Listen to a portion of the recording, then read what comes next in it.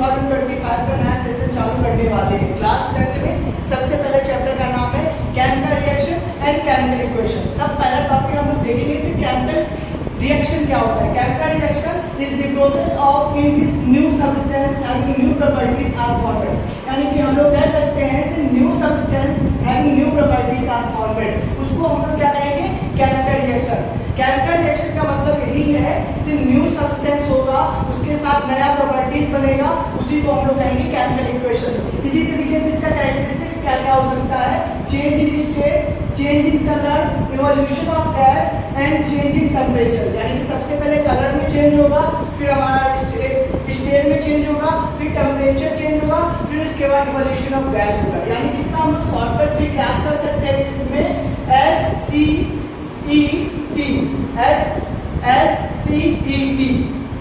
Okay, जिस तरीके से हम लोगों ने समझा कि केमिकल रिएक्शन क्या होता है। Chemical reaction is the process of new substance having new properties are formed, that is known as chemical reaction. इसी तरीके से हम लोग समझेंगे कि केमिकल इक्वेशन क्या होता है। Chemical equation is the method of representing a chemical reaction. यानी कि ये क्या करता है, केमिकल रिएक्शन को रिप्रेजेंट कर रहा है किसके बाद, bye symbol of elements and फॉर्मूले ऑफ कंपाउंड इन्वॉल्व इट। यानी कि जो हमारा केमिकल रिएक्शन जो होता है उसका किसके रिप्रेजेंटेशन कर रहा है, symbol of elements and formula of compound. For example हम लोग कह सकते हैं H2 plus O2 gives H2O। अब इसी तरीके से ये हमारा क्या लिखा हुआ है, केमिकल इक्वेशन। तो यानी कि एक जो मेरा पार्ट होता है, इस वाले पार्ट को हम लोग रिएक्टेंट बोलते हैं और इस वाले पार्ट को हम लोग बेटा प्रोडक्ट बोलते हैं। यानी कि अगर बोला जाए तो LHS part is called reactant and RHS part are product. यानी कि हम लोग ये समझेंगे कि केमिकल इक्वेशन कितने टाइप्स के होते हैं और कितने प्रकार के होते हैं। तो टाइप्स मतलब दो टाइप्स होते हैं, बैलेंस और अनबैलेंस। इस तरीके से हम लोग केमिकल इक्वेशन के टाइप्स देखेंगे। केमिकल इक्वेशन के टू टाइप्स होते हैं, first balanced chemical equation and second unbalanced chemical equation. Balanced chemical equation, दूसरा अनबैलेंस्ड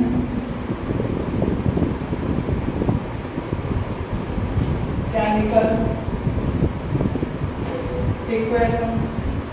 अनबैलेंस्ड केमिकल इक्वेशन को हम लोग स्केलेटन इक्वेशन भी कहते हैं, ठीक है। इसी तरीके से टू टाइप्स है, बैलेंस एंड अनबैलेंस। सबसे पहले इसमें हम लोग देखेंगे, हम लोग बैलेंस्ड केमिकल इक्वेशन के बारे में समझेंगे। इसमें बताएंगे balance chemical equation having equal number of all atom is product and reactant। यानी कि हम लोग ये कह सकते हैं, जब बैलेंस केमिकल इक्वेशन का मतलब ये है रिएक्टेंट और प्रोडक्ट जो दो होगा, जो दोनों ही क्या होगा, इक्वल होगा। Reactant is equal to product. For example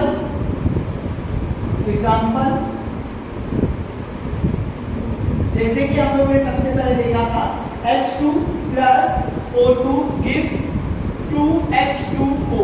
इसको बैलेंस करेंगे हम लोग इस तरीके से। यानी कि हम लोग कह सकते हैं जितने भी उसमें एलिमेंट्स होगा रिएक्टेंट और प्रोडक्ट के पास दोनों ही इक्वल होगा, उसे हम लोग क्या कहेंगे, balance chemical equation. Balance chemical equation having equal number of all elements is equal to product and reactant is known as chemical balance chemical equation। for example 2H2 plus O2 2H2। इसी तरीके से हम लोग देखेंगे unbalanced chemical equation।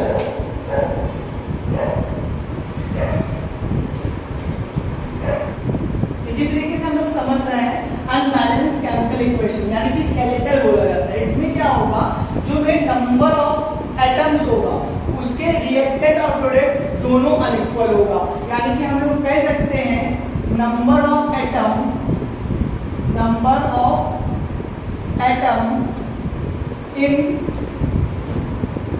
in the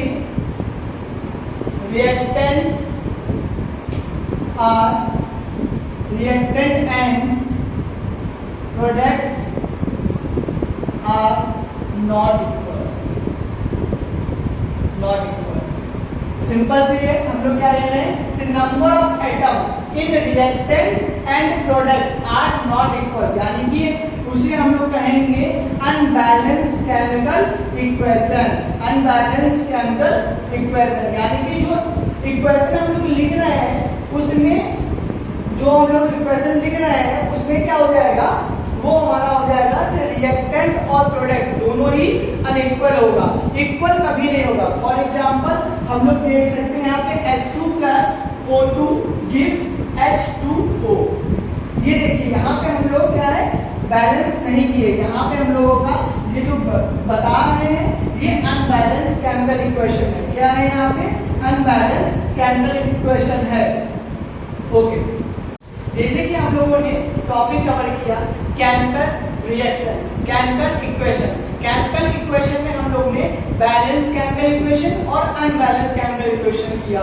उसी तरीके से types of reaction है। टाइप्स ऑफ रिएक्शन में सबसे पहले कॉम्बिनेशन रिएक्शन, डिकम्पोजिशन रिएक्शन, फिर इसका डिस्प्लेसमेंट रिएक्शन, फिर double displacement reaction and next हमारा ऑक्सीडेशन एंड रिडक्शन। इसी तरीके से देखिए आप लोग बोर्ड पे है combination reaction, decomposition reaction, displacement reaction, double displacement reaction and then after oxidation reduction reaction. इसी तरीके से हम लोग ये समझेंगे एक बाय एक। कैसे टॉपिक है, कॉम्बिनेशन रिएक्शन।